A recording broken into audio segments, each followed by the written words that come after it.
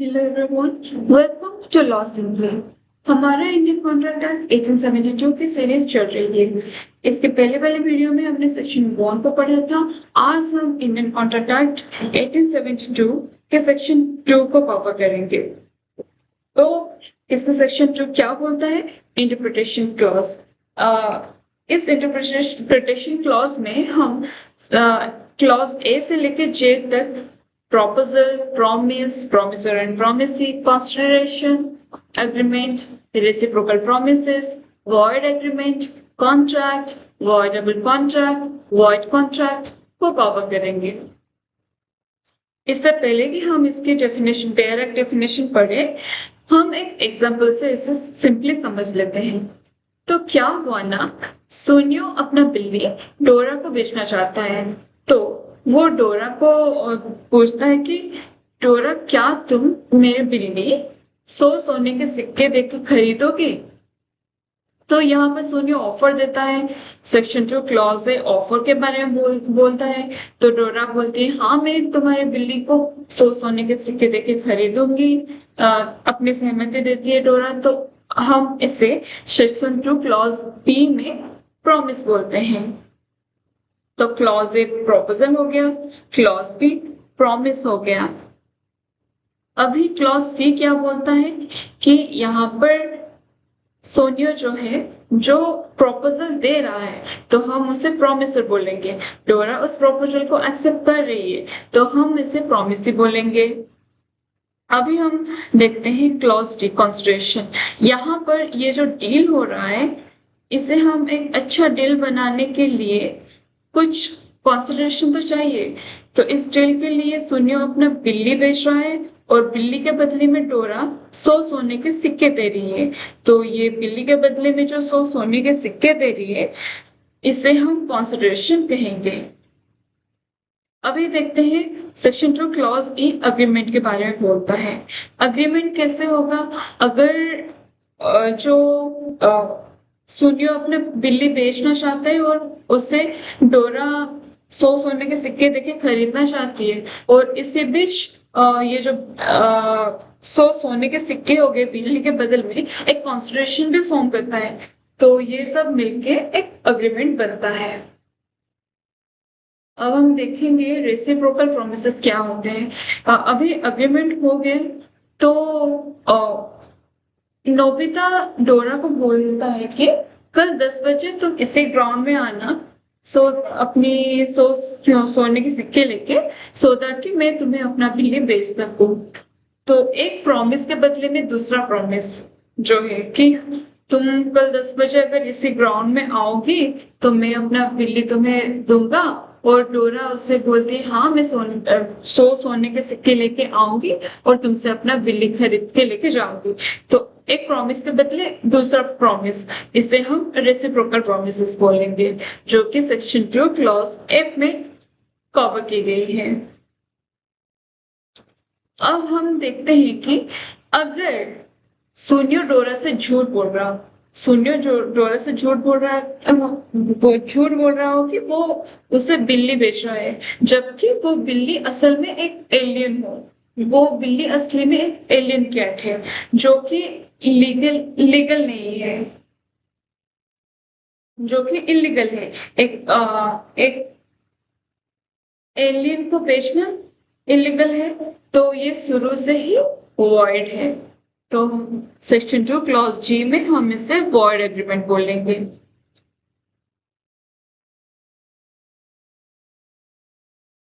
लेकिन अगर वो बिल्ली सच्ची में एक आम सी बिल्ली हो और जो उनके बीच में डील हुआ था प्रॉपरली वैसा ही हो कि सोनियो अपना बिल्ली बेचना चाहता है और डोरा उस बिल्ली को खरीदना चाहती है, और ये इलीगल भी नहीं है, तो हम इसे एक वैलिड कॉन्ट्रैक्ट बोलेंगे। अब हम थोड़ा सा सिनेरियो चेंज कर देते हैं। इस बीच दो सिनेरियो आते हैं। अगर सोनियो जब ऑफर दिया और डोरा ने उससे मना कर दिया कि नहीं, मैं 100 सोने के सिक्के देके तुम्हारे बिल्ली खरीदना नहीं चाहती हूँ, तो इसी बीच एंट्री होती है जियान की, और जियान बोलता है कि तुम्हें ये बिल्ली खरीदनी होगी, बाय हुक और क्रूक। तो वो डोरा को डराता है, धमकाता है, वो डोरा को फोर्स करता है हाँ बोलने के लिए। तो यहाँ पर सुनियो के साइड से तो ये लीगल है, लेकिन डोरा के साइड से ये इलीगल है, क्योंकि उसने फोर्स में आकर, जियान के फोर्स में आकर हाँ बोला है। तो ये कॉन्ट्रैक्ट एक वॉइडेबल कॉन्ट्रैक्ट हो जाएगा।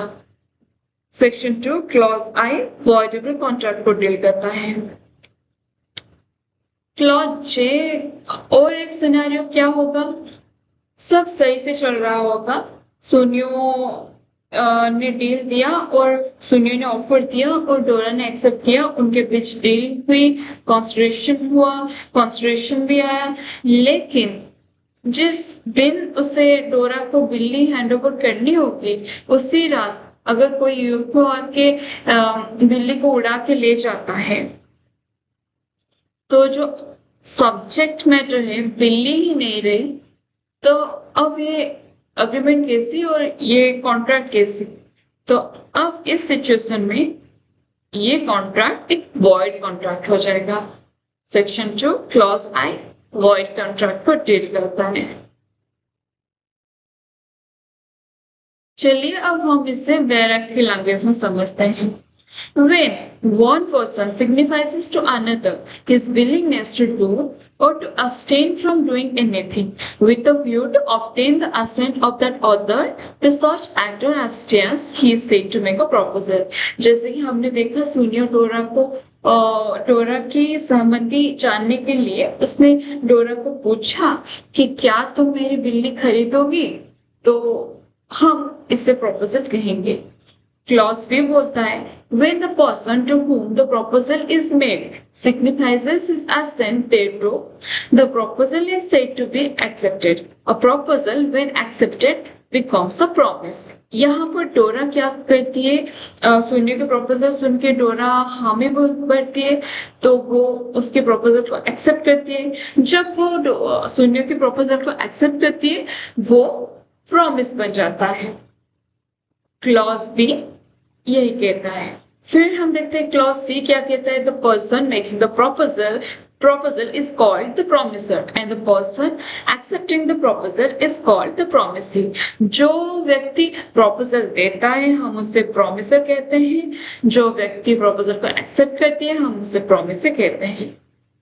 Clause D बोलता है when at the desire of the promiser, the promisee or any other person has done or abstained from doing or does or abstain from doing or promises to do or abstain from doing something, such act or abstinence or promise is called a consideration for each other.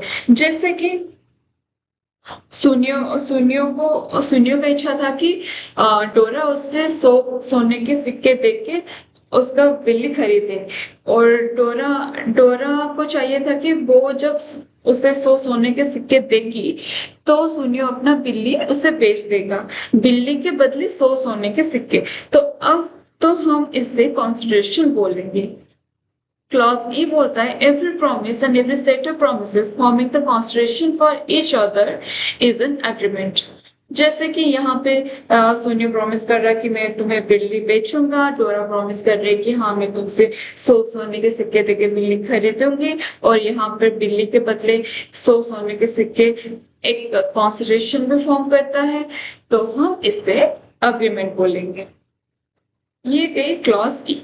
तो section 2 clause A बोलता है promises which form the consideration or part of consideration for each other are called reciprocal promises. जैसे कि सुनियो और डोरा से बोलता है कि कल सुबह 10 बजे तुम इसी ग्राउंड में 100 सोने के सिक्के लेके आना और मैं तुम्हें अपना बिल्ली बेचूंगा। तो एक प्रॉमिस के बदले में जो दूसरा प्रॉमिस हुआ हम इसे रेसिप्रोकल प्रॉमिस बोलेंगे। क्लॉज जी बोलता है an agreement not enforceable by law is said to be void. जैसे कि हमने बोला अगर वो बिल्ली सच्ची में रियल एक मामूली सी बिल्ली ना होगी, एक एलियन होगी, तो ये इलीगल हुआ, तो ये this not enforceable by law, तो अब हम इसे एक वॉइड एग्रीमेंट बोलेंगे। और इसका सेक्शन 2 क्लॉज एच बोलता है an agreement enforceable by law is a contract. अगर वो बिल्ली सच्ची में एक आम सी मामूली सी बिल्ली होगी तो हम इसे एक कॉन्ट्रैक्ट बोलेंगे। एन अग्रीमेंट, इन दोनों के बीच में जो अग्रीमेंट हुआ अगर वो लॉ द्वारा इन्फोर्सेबल है तो हम इसे एक कॉन्ट्रैक्ट बोलेंगे। सेक्शन 2 क्लॉज एच बोलता है an agreement which is enforceable by law is a contract. Clause आई बोलता है an agreement which is enforceable by law at the option of one or more of the parties thereto but not at the option of the other or others is a voidable contract। मतलब कि किसी पे वो जो agreement बना है वो forcibly बना है, किसी के ऊपर फोर्स डाल के या फिर उसे डरा के धमका के किया गया अग्रीमेंट को अगर वो लॉ के द्वारा इन्फोर्सेबल भी है तब भी हम उसे वॉइडेबल कॉन्ट्रैक्ट बोलेंगे। जैसे कि हम देखेंगे कि डोरा सुनियो से बिल्ली को सोने के सिक्के देके खरीद रही है तो यहाँ पे कुछ भी इलीगल नहीं है तो हम इसे वैलिड कॉन्ट्रैक्ट बोल दें क्या? नहीं, क्योंकि इसके पीछे की स्टोरी हमें नहीं पता है। इसके पीछे जियान ने डोरा को फोर्स किया था, उसे डराया था, धमकाया था कि तुम्हें इस अग्रीमेंट पे राजी होना होगा, इसीलिए हम इसे वॉइडेबल कॉन्ट्रैक्ट कहेंगे क्योंकि यहाँ पर एक यहाँ पर फोर्स डाला गया है प्रॉमिस पे। क्लॉज जे बोलता है contract which ceases to be enforceable by law becomes void when it ceases to be enforceable। अगर सब्जेक्ट को डिलीवर करने से पहले मतलब कैट को डिलीवर करने से एक रात पहले ही वो बिल्ली गायब हो जाए, मर जाए, उड़ जाए, कुछ भी हो जाए तो सुनियो कहाँ से लाएगा? जब सब्जेक्ट ही नहीं रहा तो अग्रीमेंट का क्या ही होगा? तो सो या दैट्स इट। हमने सेक्शन 2 इंडियन कॉन्ट्रैक्ट एक्ट 1872 को कवर कर लिया है। कल वाले वीडियो नेक्स्ट वीडियो में हम सेक्शन 3 को कवर करेंगे। Till then stay tuned.